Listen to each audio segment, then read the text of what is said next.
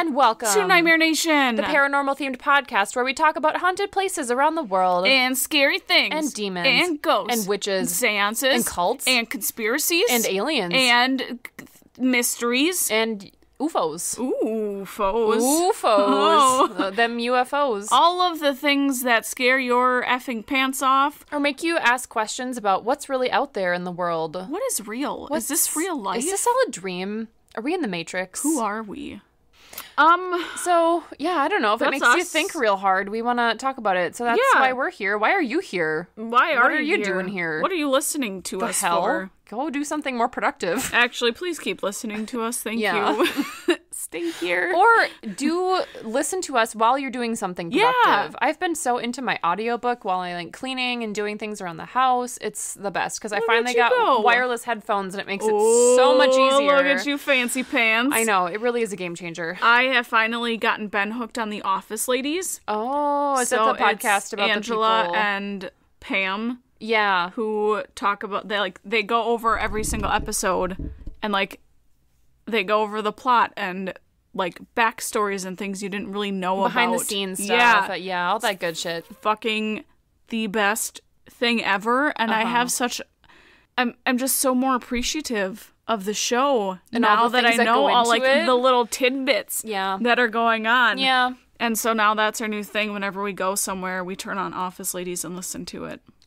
Yeah, so speaking of other media guys, good horror movie releases in the past 2 weeks. We have The Quiet Place 2, The Conjuring 3, aka Devil Made Me Do It, and I think Anna and I are going to literally go see them in the movie theater back to back tomorrow night. Hell yes, because I haven't been to a damn theater to see a scary movie in Lord knows how long. It really, I feel like it was probably The Strangers. Really? I feel like that's probably the last scary movie I've seen in theaters. So literally half your life ago. Pretty much. Because everything else I've just like watched on Netflix or Amazon. Yeah, we've seen a couple. I saw the Vivitch. The Vivitch. In theaters. I saw, I don't know, usually if there's like a good big screen, like It we saw in theaters. If there's like a big kind of franchise one that we feel like is worth seeing in the theaters, we'll go do it. Otherwise, we'll just wait to stream it. But yeah, I couldn't. Yeah. And apparently The Conjuring 3 has a new director, and apparently it's like, people say it's really good, but it's less scary than the other ones. It's like really well done. They like dialed back the horror a little bit, which makes me so bummed. Because that's like the best part of the Conjuring movie. The first Conjuring movie, like, it's fucking terrifying. It doesn't scare me anymore because I've seen so many movies since then, and I've already seen it. Like, obviously it's not as scary, but the first time we were legitimately it was like terrifying, unsettled. Yeah, very scary. So I've heard that A Quiet Place 2 is really good. Yeah, but they said that it wasn't, I think like they rushed too much of it, I think. Oh. And like there weren't as many spooks as the give first me them one. Spooks. I want the spooks, you guys. Spooks are the best. It's just, is it so much to ask for? Seriously. We watched a really dumb horror movie last night that I was really I feel like all the reviews on IMDb had to have been like family and friends of the people who made the movie because it was very clearly like low budget kind of indie horror. And it was an interesting concept where this guy gets brought into the morgue. It was called The Dead Center. Oh. And this guy, this apparent suicide victim who has like big gashes on his wrists gets brought into the morgue. They like wrap him up, they put him in storage, and they come back and he's gone. And he gets found in a hospital, like laying down in like the mental like wing of the hospital or whatever. And he is like totally catatonic. He doesn't remember who he is or where he's from. He's unresponsive. And we find out that he's like possessed by this force that like he refers to as the mouth of evil. And he basically, spoilers, he like gets taken over by this force like every once in a while, and it goes up to people and he opens his mouth really wide in their face, and then they open their mouth really wide and they get mouthed. And then they die. They get mouthed. And they die. Like, literally, that's the only way to describe it. He, like, opens his mouth really wide, and then they're like, and it's, like, going in their face. And then they die a few hours later with their mouth wide open. And it turns out, like, this guy's, like, doing all the research, and he's looking into, like, all these other cases of all these mass deaths that are unexplained all around the world, like, throughout time, where everyone's found with their mouths wide open, and no one knows why they died. And, like, they all got freaking mouthed. What a way to die. And there's this literal, like, a whole... There's a doctor at the psych ward that's, like, treating this patient, and he's trying to uncover what's going on, and people in the hospital are, like, dying with their mouths wide open, and it looks kind of stupid. And it's like everyone dies the exact same way, and you know exactly what's going to happen. I'm like, he's going to open his mouth, and they're going to die. Like, there's literally no suspense because you know exactly how everyone's going to die every time. But then there's this medical examiner who's trying to hunt down the lost body from the morgue who didn't realize that he ended up at the hospital. So there's like two kind of plots going on. Oh. Well, the medical examiner finally like tracks down who the guy was because he was like a John Doe. He didn't have any identification or anything. He finally hunts him down and comes to his house where the guy has fled from the hospital and has killed his family at the house with his mouthness. And the medical examiner shows up and then just dies immediately. Oh? Did he get mouthed? Yeah, he got mouthed. And like literally what if his entire plot had been written out of the movie, not a single thing would have changed other than there would have been one less dead body in the house at the end.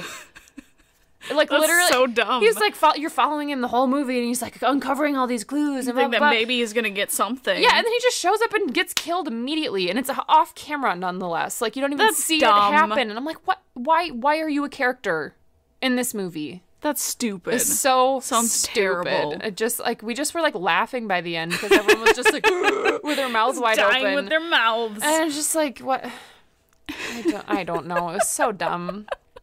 It's like the premise sounded really perfect. interesting. It's like, oh, like suicide victim, body disappears from the morgue, and now he's like doesn't remember who he is. Like that sounds interesting. Yeah. No, it was dumb. Okay. Stupid. Guess what I watched last week? What? Hocus Pocus. Of course you did. When was the last time you watched it before last week? Has it been like a solid month? It has. It's been a Okay. couple months. All right. So, I just needed to watch it. I mean, I think we watch Ratatouille probably 3 times a week, so... I don't think I've ever watched that movie. Oh my god, it's the best! It's a little rat that wants to learn how to cook. Oh, and it's so cute! I just love it! Little babes. Little baby. But other than that movie, that's all I've watched because my TV's still off. Yeah. So this is thanks for allowing us to take our Memorial Day, Memorial Day vacation. I'm like, wait, is that the right one? It was a perfect weekend getaway. It Yes. was fucking cold where I went camping. Yep. Fucking And now Thursday, it's 9 billion degrees. I know. Thursday it rained all day. It got down to 28 degrees up in Wisconsin. Oh my god, are you it serious? snowed in Eau Claire. Shit. Yeah. Wow. It almost snowed. Rugged camping. Yeah. Dang. It was fucking freezing, and then it started to warm up It was as the weekend went on. So it was beautiful at my parents' cabin. perfect, It was like but- 65 degrees and sunny every day. It Well, was phenomenal. that's dumb. And now it's like 9 billion degrees in Minnesota. It's so fucking hot right It's now. so hot right now. It's the worst. But yeah, so now that we're done with our little break, we're going back with part 2 Part of our, 2. like, mystery Unsolved mystery, segment. known super mysteries. Yeah, super mysteries. Super mysteries. I Yeah. like that. So Anna's gonna talk today. It's my turn to talk. I don't. I don't think I'm mentally prepared to I talk think for you like are. 45 minutes. You're gonna be cool. Cool. You're I'm gonna gonna be so cool. I meant to say great, and it came out cool. Cool. So you're gonna be cool. I'm It's gonna be fine. so cool, All right, guys. I'm cool. Let's hear you be cool. So cool. I'm so ready to listen. guess where we're going?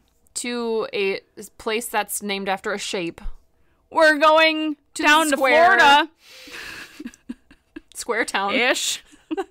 The Keys. No, it's not a square. The Ocean. To the Bermuda Triangle. I'm so excited. Here it is, the moment you have all been waiting for. Have you seen the movie Triangle, by the way? no. Or The Triangle? The Triangle. It's like sort of about the Bermuda Triangle, but it's a really interesting like horror mystery. It's not like scary, but it's very creepy and super interesting. Really, really good. I'm gonna have to go look at that. I would recommend it. I think it's from like 2008 or something. It's Okay. very good. I'm gonna go take a little look-see. Yeah. Huh?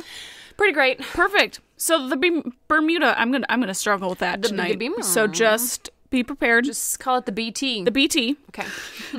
I have been fascinated with this thing since probably middle school. I've watched every television show on this subject. I've watched all Unsolved Mysteries on this subject. It's just ridiculous. I'm amazed you haven't seen the literal horror movie about this subject. Yeah, no, I haven't. You should and that's watch ridiculous. It's good. So, the Bermuda Triangle, also known as the Devil's Triangle, is a loosely defined region in the western part of the North Atlantic Ocean where a number of aircraft and ships are said to have disappeared under mysterious circumstances. The Bermuda Triangle is the most heavily traveled shipping lane in the world, and ships frequently pass through from the Americas, Europe, and the Caribbean. Cruise ships and pleasure crafts regularly sail. Thought you might get a kick out of that. I know they just mean boats, but like what a weird way to like say that. A pleasure craft. I'm picturing like a freaking like Hugh Hefner love boat with a bunch of house bunnies, like a giant orgy the whole time. Yeah, and lots of booze. What kind Welcome of party? To the pleasure craft. So those regularly sail through the region, and commercial and private aircrafts routinely fly over it as well. Popular culture has attributed various disappearances to the paranormal or activities being extraterrestrial. Ooh. The earliest suggestion of unusual disappearance in the Bermuda area appeared in a 1950s article in the Miami Herald. Then 2 years later, in Fate magazine, a short article by George Sand covered the loss of several planes and ships, including the loss of Flight 19, which is a group of 5 U.S. Navy Grumman. Grumman? A group of 5 U.S. Navy Grumman TBM Avenger torpedo bombers. What? Wow. So if you know what that is, let us know. Because it's a lot of things. Is it a airplane? Aircraft? A pleasure craft? A pleasure craft. Props not with the Navy. There's nothing sexier than bomber planes. So sexy. They're really great for orgies. Mile High Club. Oh my god. So they were on a training mission. Yeah, learning how to do orgies. Just training how to do them orgies, guys. Yep. So that's what they do in the Navy. It's a science, you guys. It's more complicated than you think. Yeah. So, the article in the Fate magazine was the first to lay out the triangle area where the losses took place. Over the years, there were many more articles that were written regarding Flight 19 and mysterious disappearances of other ships and flights. So some of the most notable incidents that have happened in the Bermuda Triangle. One is the USS Cyclops. Ooh. So the incident resulted in the single largest loss of life in the history of the U.S. Navy, not related to combat. Oh, shit. Uh-huh. Wow. Yeah. I thought that was pretty neat, Yeah. I guess. I mean, because I feel like there's always some, like, weird ocean, like, liner accident type thing where people die outside of combat, like, on a somewhat regular basis. So that's crazy that that's the largest one. Happened in the Triangle. It happened. Ugh. So the Cyclops was carrying a full load of manganese ore and with one engine out of action. They went missing without a trace with a crew of 309 sometime after March 4th of 1918 after departing the islands of Barbados. That's a lot of people on Right? board. Sad. Just to, like, disappear and not be found. Yeah, that's crazy. Uh-huh. So although there is no strong evidence for any single theory, many independent theories exist, some blaming storms, some capsizing, and some suggesting that wartime enemy activity was to blame for the loss. In addition, 2 of Cyclops' sister ships, Proteus and Nereus, can go with that, were subsequently lost in the North Atlantic during World War II. Both ships were transporting heavy loads of metallic ore similar to that which was loaded on Cyclops during their fatal voyage. Okay, so sister ships got lost somewhere else, but also mysteriously disappeared. Correct. I feel like there's a curse on those ships. That is so creepy.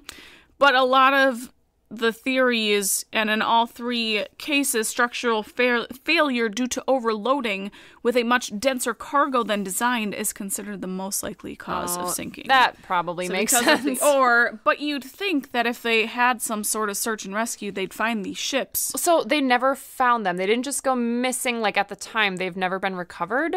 I don't think so. That's crazy pants. But I could be wrong. Okay. The Cyclops never arrived in Baltimore, and no wreckage of the ship has ever been found. Oh, shit. How is that not a thing? Right? That's crazy. That's crazy. Huh. I actually, real quick tangent. Yeah. I played a really interesting horror game called Man of Medan, which I think the Medan is actually a real ship that also mysteriously disappeared. I think that one was eventually found, but it's a horror game that takes place where you're like on vacation as a group of like divers who are going on vacation, and they actually find like an unreported wreck, and apparently it's a rule that you have, if you find wrecks in the ocean, you have to report them to the Coast Guard. Well, yeah, it makes sense. Right, but like it's just crazy to me that in all this time that it's never been found, because like you have to report that, and they must have been a big vessel. Oh yeah, like just, have you ever seen the cargo ships in Duluth? Yeah, I'm sure they're like huge. that. And to not have like the ship come up or like any part of the wreckage or like any of the ore or anything. Yeah, like it's just weird. It's ridiculous. Yeah. That game was crazy because you find essentially like the lost ship like in the ocean, and it's like a ghost ship, and you're trapped on board. Oh, and it's very that's cool. Interesting things ensue. But anyway, well, so they've never been found. That's crazy. So Flight 19, like I talked about a little earlier, was the training flight of the torpedo, and they disappeared on December 5th, 1945, while over the Atlantic. The squadron's flight plan was scheduled to take them due east from Fort Lauderdale, then they went north and then back to complete the exercise. But the flight never returned to base. The disappearance was attributed by Navy investigators to navigational error leading to the aircraft running out of fuel. So they had a search and rescue aircraft deployed to look for them, which was a PBM Mariner with a 13-man crew, but they also disappeared while searching for Flight 19. That's so horrible. Right? Oh my God. Yeah. And that seems unlikely to me that they would have both of them just like run out of fuel and get lost. Exactly. Like, by coincidence. Yeah. That's so creepy. Oh no, when your search party goes missing. Yep. And you just give up and say, sorry guys, you're on your own. You're just gone now. I don't know what's going on. Yeah. There was also a tanker off the coast of Florida who reported seeing an explosion and observed a widespread oil slick when fruitlessly searching for survivors. The weather was becoming stormy by the end of the incident, and according to sources, the Mariner had a history of explosions due to vapor leaks when heavily loaded with fuel, as it may have been for a potentially long search and rescue operations. Oh. So they think that it could have had a leak and then it just blew up. No, I think it was demons. Yeah, probably. I think that's the most likely answer. I think we can all agree. Yeah. Yeah. They're just up there attacking. Yeah. Ready to go. Going to town. Taking you down. Yeah. It's the Devil's Triangle. Yeah. It's probably like the portal to hell. Probably. One of many. Exactly. They're apparently everywhere, you guys. Watch out. You never know when he's going to show up at your doorstep. Yeah, watch your feet. Don't step in a hole. Don't do it. He'll drag you down. So there's the Star Tiger and Star Ariel. G-AHNP Star Tiger. Oh yeah. Yeah. Disappeared on January 30th, 1948 on a flight from the Azores. Oh yeah. To Bermuda. I want to go there really bad. I don't. Where is they that? are islands off the coast of, oh God, is it Portugal? Yes. Okay, I knew it was Portugal, and I weirdly questioned myself as soon as I said it out loud, but they're quite beautiful. Oh. So then the G-AGRE Star Ariel. Gagri. The Gagri Ariel. The Gagri Ariel disappeared on January 17th, 1949, on a flight from Bermuda to Kingston, Jamaica. Both were of four-passenger aircraft operated by British South American Airways. Both planes were operating at the very limits of their range, and the slightest error or fault in the equipment could keep them from reaching the small island. Why does everyone, like, load their shit to absolute maximum capacity and just, like, ask for an accident to happen? Like, it's like, you know what your plane can take, so why try and push the limits of it? I don't know. Like, it's ridiculous. Yeah. Just, like, make it 2 trips. I know it costs a little more money, but let's not have all your freaking people and their search parties go missing. Because then you just die in the Bermuda Triangle. Not worth it. And then you're just screwed. Then there was a Douglas DC-3. On December 28th, 1948, a Douglas DC-3 aircraft, number NC-16002, disappeared while on a flight from San Juan, Puerto Rico, to Miami. No trace of the aircraft or the 32 people on board was ever found. How do these, like, right? It's not they just, like, get wrecked and it's mysterious and then the wreckage washes up years later. They're just never been found? Yeah. How? This just makes me think that the Bermuda Triangle is lost. Yeah. Yeah, like the island from Lost. Yeah. They're just stuck in, like, this time warp thing. Let's go. Let's go on a cruise. Let's go to the Bermuda Triangle. No, I do not want to do it. No. Yeah. You can? No. Have fun? No, we're going to go. I will It's not gonna be go. fun. I'm going to pretend that I'm taking you somewhere else and I'm going to no. sneak you on a cruise ship. No. I'm not getting sucked in, nor will I ever be on a goddamn plane going across the fucking Bermuda Triangle because I'm not about to die in an aircraft. You, like, get on board and you're like, I'm sorry, what's the flight path? Oh, we're going. No, nope, sorry, get me off. I need to leave and get I'm done. a new flight. Thank you. Because I will not fly over it. I don't right. care. I won't. All right. I won't. Okay. So a Civil Aeronautics Board investigation found that there was insufficient information available on which to determine probable cause of the disappearance. So they also just disappeared. And that was like 32 people? Yep. That's so crazy to me. It's ridiculous. And, like, I never knew, I know obviously, like, what the Bermuda Triangle is, but I've never, like, known about any of these specific wrecks or disappearances. It's really interesting.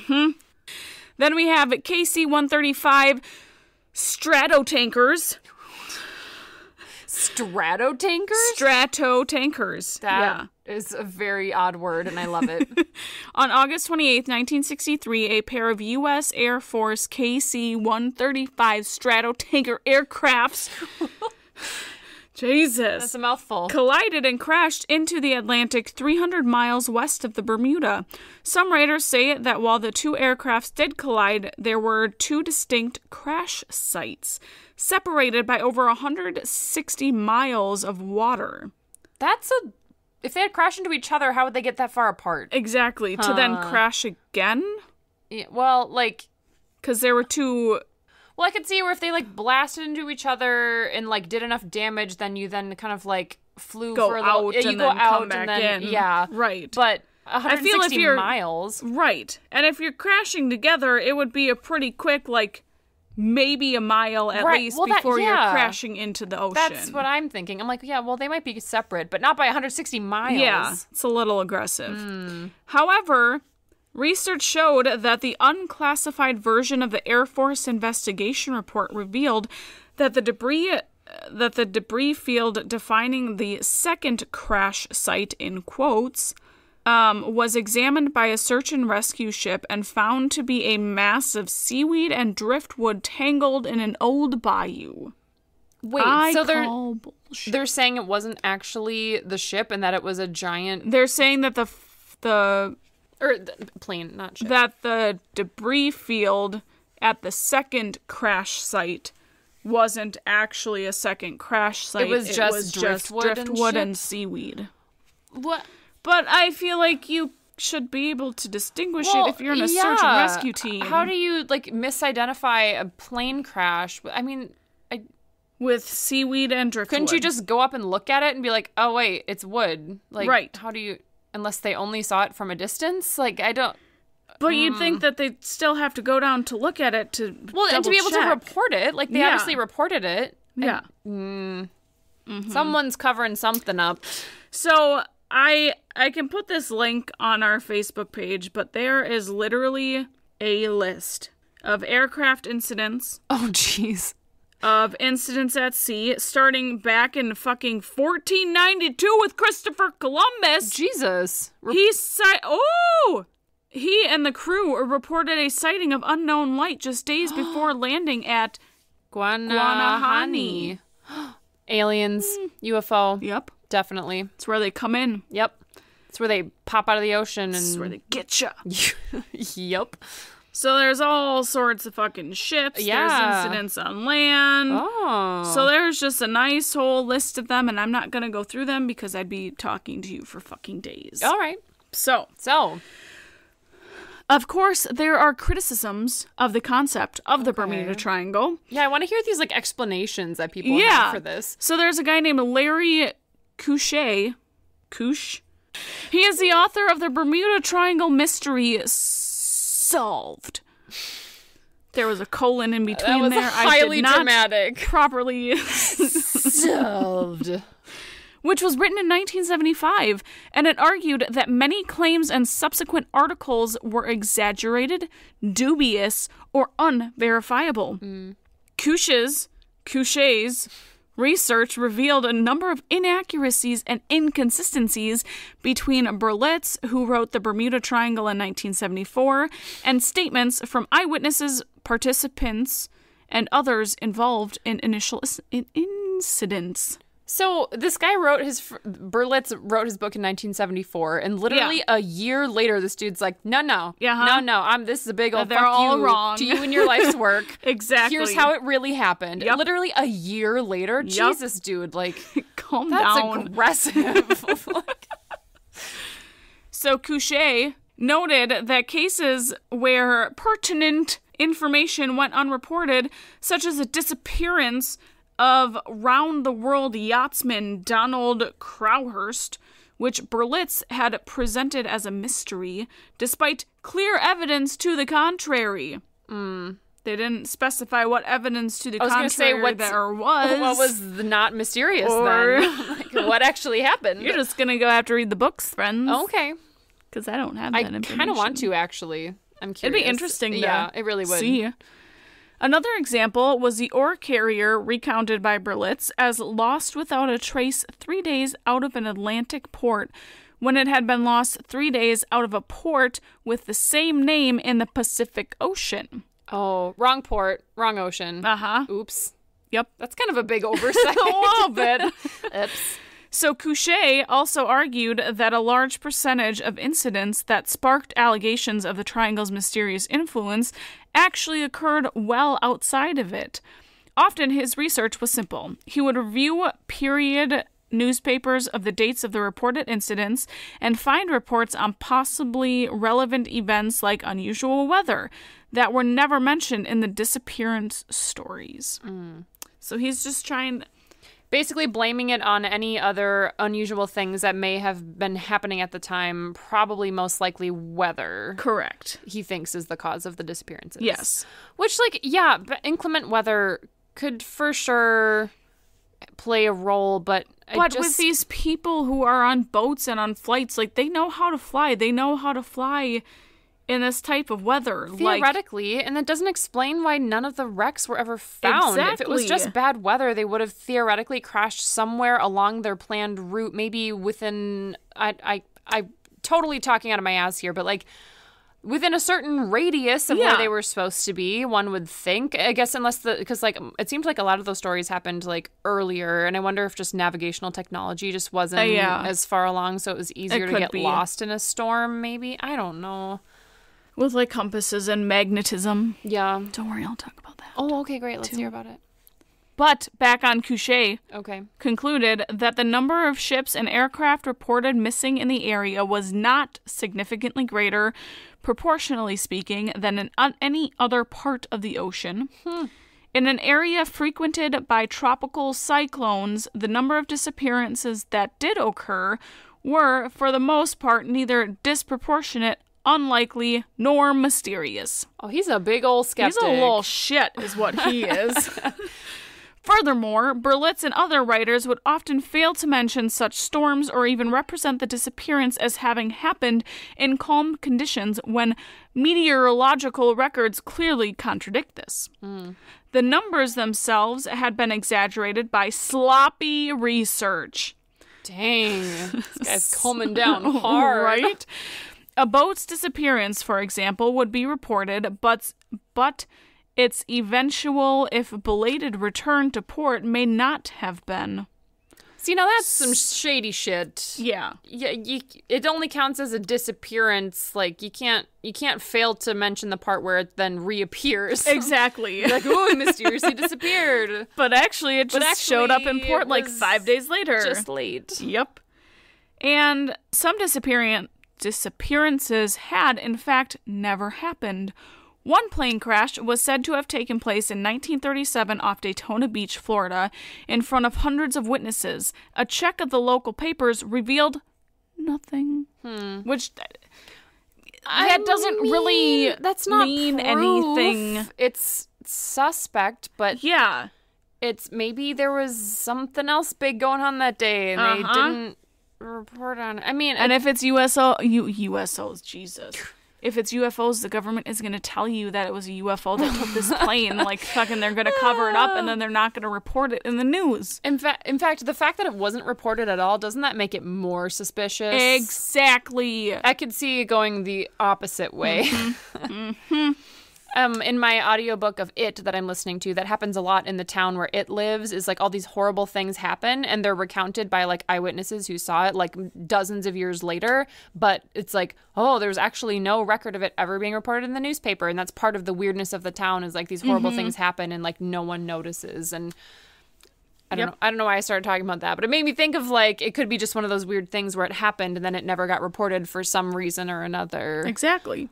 Like conspiracy. There's a demon clown named It that covered it up. Yeah, he could have. Yeah. You never know. Well, I guess his name is Pennywise. Pennywise Not did it. But yeah.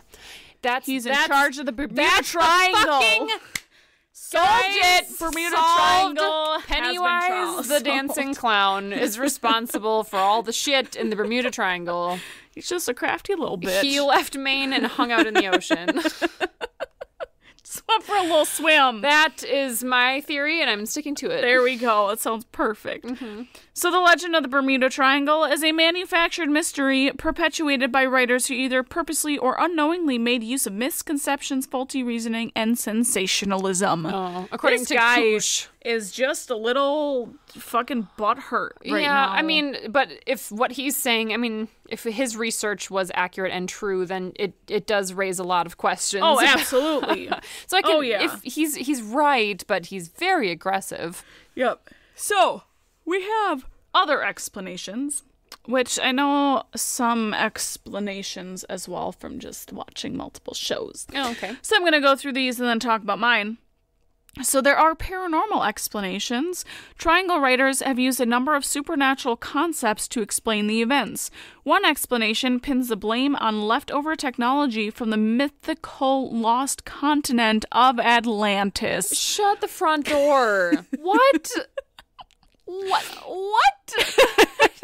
So, sometimes connected to the Atlantis story is a submerged rock formation known as the Bimini Road off the island of Bimini in the Bahamas, which is in the Triangle by some definitions. Followers of the purported psychic Edgar Cayce take his predictions that evidence of Atlantis would be found in 1968 as referring to the discovery of Bimini Road. Believers describe the formation as a road, wall, or other structure, but the Bimini Road is of natural origin. So this is sounding a little bit Heaven's Gate-y, where this random dude is like, this random evidence of this paranormal or like supernatural underwater city is going to be found in this year. And then they discovered this probably perfectly natural rock formation, and they're like, that's a thing. That's it. That's the thing. That's the Bermuda Triangle. Guys, you're the hunting for it. You're hunting for it. Exactly. That is the weirdest thing I've ever heard. right. It's a little too far for me. And you know how far I can go with some conspiracies and things. You go down that rabbit hole. Oh, I do. Way deeper than I do. It's the best. I love it. I think my Pennywise the Dancing Clown theory is more credible than that one. Like, let's be honest. Then other writers attribute the events to UFOs. Charo Berlitz, author of various books in these phenomena, lists several theories attributing to the losses in the triangle to anomalous or unexplained forces. That's it? Just anomalous. Yes. It's either Can't explain it. Unexplained or it's a UFO. Yep. Got it. And I mean, UFOs are unexplained, so... I mean, that's true. You just can't explain any of it. So there's synonyms. I mean, come on. Yeah. All right, but we have some Au Naturel explanations, including compass variations, which is what I've seen in a lot of TV shows where I'm pretty sure it was on Unsolved Mysteries, and I think they covered the Flight 19 crew, and they said, I think in some reports, that they were having trouble with their navigation and their compass was going wonky, so they had like veered off track by over 100 miles. Okay, which could be a possibility why they never got found. Yeah. Yep. Right. Exactly. Yep. So compass problems are one of the cited phrases in many triangle incidents. While some have theorized that unusual local magnetic anomalies may exist in the area, but none of those have actually been found. Compasses have a natural magnetic variation in relation to the magnetic poles. So compasses can be wonky, put you in the wrong direction, because I mean, that's like what their navigation was. I don't think they had. So that's what I was saying earlier, like it could be, because it sounded like a lot of the stories were sort of like navigation that we have today, where it's like connected to... I don't know how it works today, but I know they don't necessarily rely on compasses. Yeah, thank you. That's what it's called. GPS. Good God. Proper navigation and in-flight dials of like everything you could think of. Right. Where when they were flying, they literally had a compass and a gas meter, and you hope you know where the fuck you're going. People are so brave. Seriously. I don't leave my house without my phone, not because I feel like I might need it to actually call someone, but because I will not go anywhere just in case I need my GPS for something. Yep. So for our trip in August, we're going out to South Dakota, Wyoming, Montana, Idaho, and we're going to have extremely spotty service. So bring an atlas. We map quested.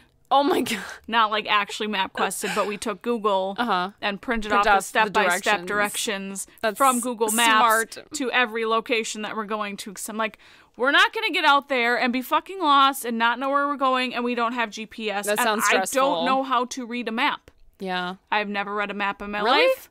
I don't know how to compass. Oh, Andres and I drove all the way to Colorado by just looking at maps. Oh, damn. Yeah. Yeah, I've never done it. Yeah. I'm sure I probably could attempt. I mean, it's not hard. Yeah. You just look at the highways and this way. Exactly, but... yeah. But if you've never done it, it could be disorienting. Yep. So that's what we did.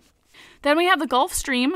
And the Gulf Stream is a major surface current primarily driven by thermohaline circulation that originates in the Gulf of Mexico and then flows through the Straits of Florida into the North Atlantic.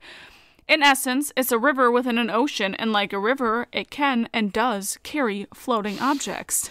Weird. Can and does.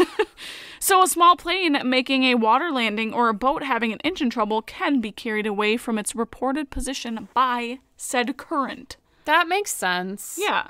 Which is weird. I honestly didn't know that there were, like, low rivers inside of the ocean. Well, I knew there was, like, streams, but I guess I never thought about that actually carrying away, like... Because I picture the airplanes... I picture the airplanes, like, crashing and then, like, sinking. But I guess if they're making an emergency water landing, then they might just be, like, swept away or something...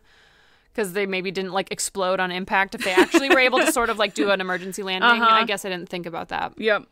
So kind of like what we talked about, it could be human error. So one of the most cited explanations in official inquiries as to the loss of any aircraft is because of human error. Human stubbornness may have caused businessman Harvey Knover to lose his sailing yacht as he sailed into the teeth of a storm south of Florida. So just like not knowing what you're doing, not knowing how to read a compass, know where you are, ignoring weather, patterns and warnings. Yep, that's the word. God, my brain is slow today. Mine is too. I'm struggling over here. Then obviously violent weather, so hurricanes, downdrafts of cold air, which can cause sinking and sunken vessels because typically with storms, you have your updraft and then a downdraft. And the updraft is where it's sucking in all of the hot air. Because storms feed on hot air, so it sucks in all the hot air, and then at the very end of the storm is where you have your cold draft. It pushes everything down. Literally just pushes everything, and the winds, like on the very end of a storm, can be very, very strong. Interesting. And so it could potentially push you off course, or... Sure. Like, everything could just be terrible. And, you know, hurricanes are fucking hurricanes. Yeah. They'll just push you away. They don't really care about your navigational goals. They're just gonna take you over. Yeah. So this one I've heard a lot of, which I find very interesting, which is the last one, is methane hydrates. Oh. And this one I think is kind of cool. I don't know how much I believe it.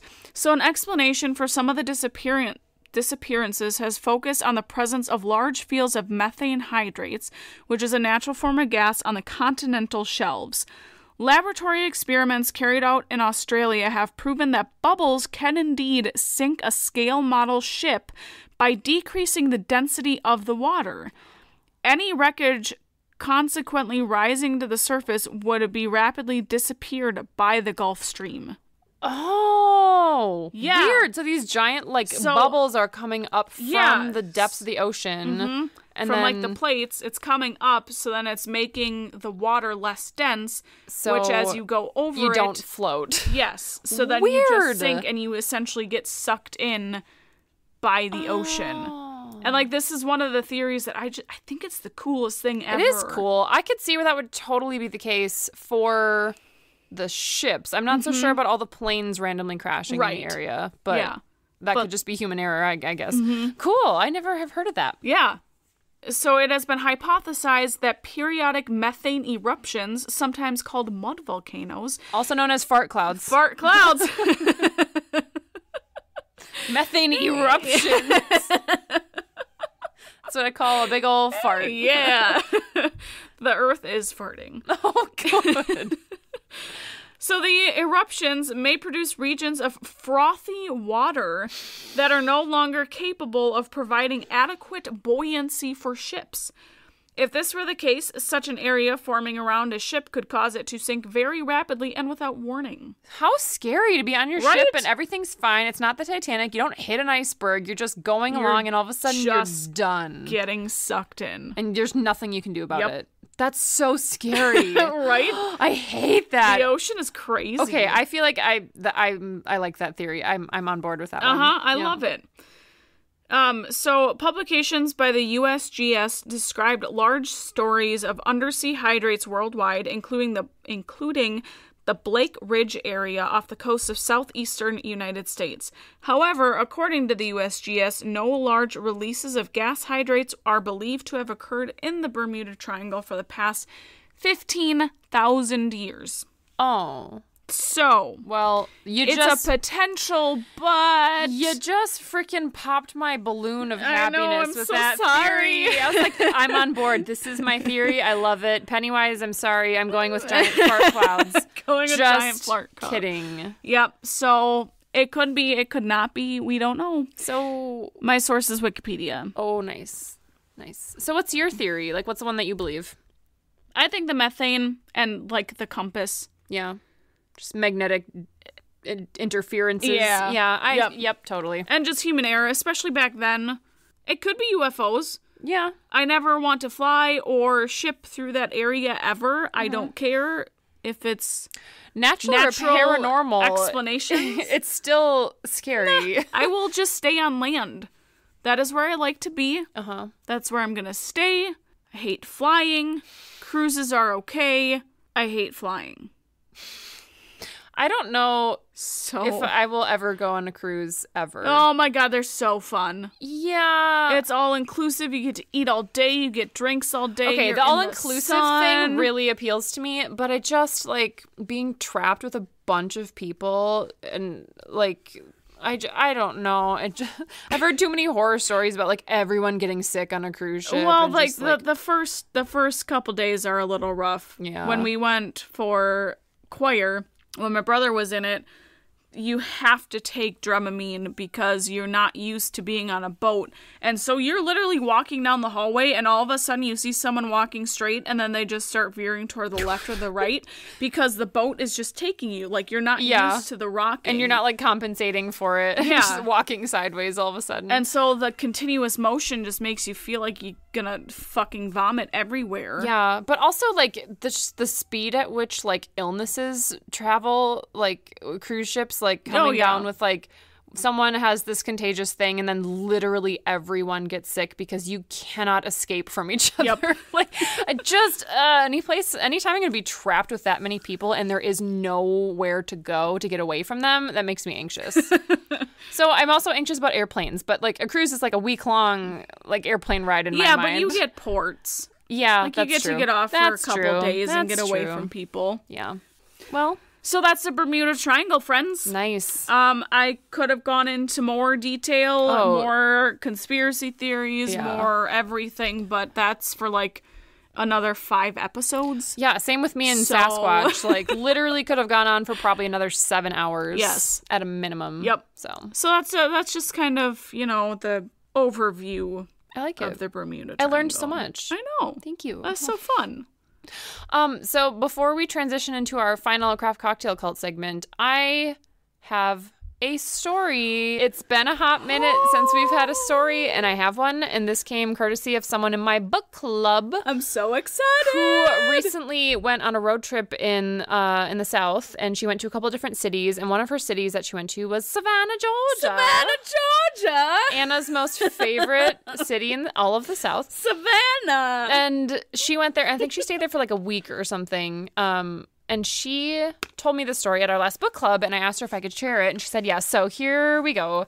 She was staying at an Airbnb, and she explained a little bit about the history of Savannah, and I think I'm going to probably misremember this, but she said it was something to do with, like, when the city was first built, they didn't plan for, like, adequate, like, burial space, and the city grew so quickly. Like, there was a big, I think it was yellow fever or some illness, like, swept through and totally, like, decimated the area, and they had so many bodies that they didn't have anywhere to, like, put. They were just, like, burying them wherever they could find room. And then because the city needed to expand and it wasn't, like, planned very well, they just had to, like, build on top of all of these graves.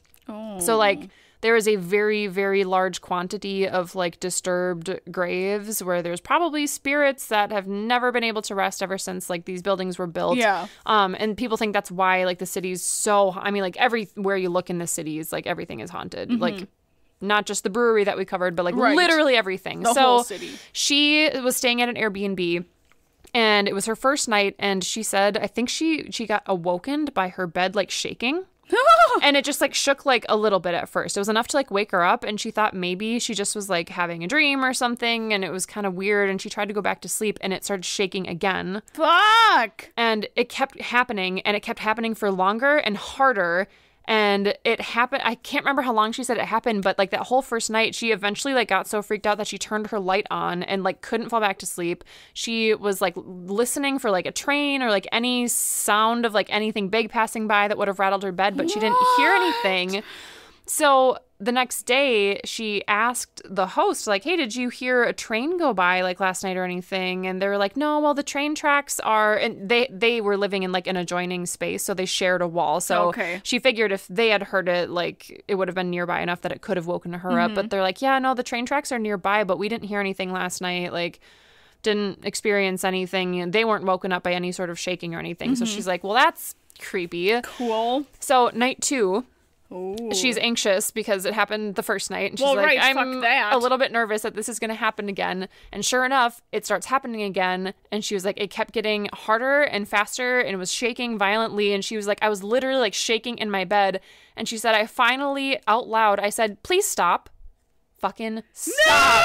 No! It stopped. I've got chills. It stopped. No! And she said it didn't happen the whole rest of the time she was there.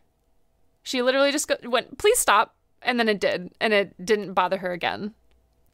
Oh! And I don't... What? Ever the skeptic, I've tried to think about this like every which way. I can't possibly imagine why it would immediately stop right after she said it and then not come back. Yeah. And no train went by, nothing, no one else heard or felt anything. I don't... Yeah. Oh, gosh. Yeah. Terrifying. Oh, I don't like that. And she asked the host, like, has anyone ever talked about anything paranormal happening? And they said, like, no, we were not, like, known for having a haunted room, but it's the city of Savannah. Right. Everything is fucking haunted here. So. Maybe a ghost, like, followed her from somewhere. Yeah, that's she what brought she it home. thought. Yeah. That's Yep. crazy. Yep. Isn't that crazy? Oh, shit. I know. I got Fuck such that. chills when she told that story. I was like, oh, you have to let me tell it on the podcast. It's so scary. Oh, my God. That's awesome. Love it. Oh. So, friends, if you have your own stories, if you experienced the Bermuda Triangle, maybe, Yeah. or were in a cult or experienced something paranormal, Yeah. We want to hear about it. let us know. Send it in nightmarenation19@gmail.com. Yes. Because we want to hear about Yeah. your More good experience. stories just like that. Yeah, exactly. Good stuff. So, Craft cocktail cult time. craft cocktail cult. What Bow. So, friends, are we making? I looked up some summery drinks. We're going to make you a summer breeze cocktail, courtesy of the Spruce Eats. I love the Spruce Eats. They just have everything. They have such good recipes. Yeah, I love it's just the them. best. So, this is a refreshing, easy, and a great way to enjoy whiskey on warm days. Delicious. This summer breeze cocktail has it all. A premium bourbon is a wonderful background for the sparkling citrus cocktail that mixes up in minutes. Wow, you're really selling this. I know. And now I want to try one. Yeah, so try it. So, in your lowball glass, you're going to take a splash of orange liqueur. So your triple sec, your Grand Marnier, your Cointreau, you'll put in your glass, along with 2 ounces of your favorite bourbon whiskey. And then you can top it with some ice cubes. And then you will top with 2 ounces of your preferred ginger ale. Delicious. You will garnish with an orange slice, and then you will mix it, and then you will drink it. Then you will enjoy it. and then it will go in your belly. Then you'll pee it out. later. Then your liver will Cleanse do what it needs you. to help process your alcohol. Oh, I'm so glad we got to experience that end to end, like from the You're creation all the way to passing. Welcome. That is what happens when you drink alcohol, friends. Fascinating. In case Good you stuff. didn't know. So, if you try out this summer breeze cocktail, you tag us in your photos because we want to see it. You tag us in your story because we want to see it. Yeah, Post it on our Facebook page because we want to fucking see it. we want to see everything. Everything. Yeah, especially if you have any interesting stories to share with us. Once Hell again, yeah. send an email to nightmarenation19@gmail.com. Or check us out on all of the social media. We have Instagram, Nightmare Nation. Nope. Let's try that again. Nightmare.nation19. Is that right? Yes. Yeah. The fuck? Okay. Nightmare.nation19. Or the Facebook, Nightmare_Nation19. It's like weirdly hard to say sometimes, and then I say it out loud, and I'm And like, then it did I doesn't say sound that right. right? Is this correct? Wait a minute, what? Yeah. Nope, you got it. So, check us out. I want to talk to you. Let's chat. That's chat. Let's be best friends. Uh-huh. I'll But be we a will friend. never be friends with you if You have a Ouija board. you use a Ouija board. be If you fucking even stupid. think about buying a Ouija board, you're donezo. Dunzo. No more Just don't friendship. listen to this podcast. Nope, get out of Get out of Dodge. here. Get out of fucking Nightmare Nation. Yeah. You're kicked out of the cult. You've lost citizenship Yep, of you the have. nation that is made of nightmares. And you know, we're not very particular with our cult, but you bust out that Ouija board and you're You're gone. banished. Do not re-enter list. Yes. Yep. So just don't do it, guys. Don't fucking do it. Don't use a Ouija board. Don't have a Please. seance. Please be safe. Be safe. And enjoy life. Enjoy it. Have fun. Take your PTO. Go on trips. Don't melt. If you're in Minnesota, don't melt in this horrendous summer heat. Put on sunscreen so you don't burn. Life advice from Annie and Anna. Hey, I'm Annie. Hey, I'm Anna. At the very end, Here we are. Better late than never. All right, friends. Until next time. Bye. Bye.